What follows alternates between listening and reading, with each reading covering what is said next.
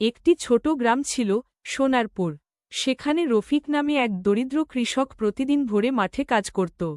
একদিন সে ভাবল, নিজের জমিতে নতুন পদ্ধতিতে ধান চাষ করবে। গ্রামের সবাই হাসল, কিন্তু রফিক হাল ছাড়ল না। তার পরিশ্রম আর জ্ঞানেই ফলন দ্বিগুণ হল।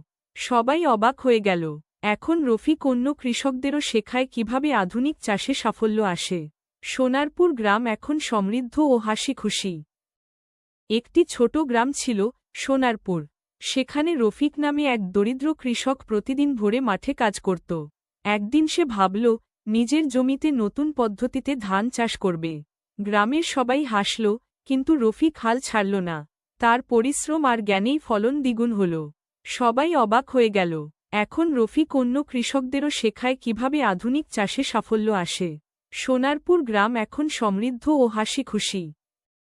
একটি ছোট গ্রাম ছিল,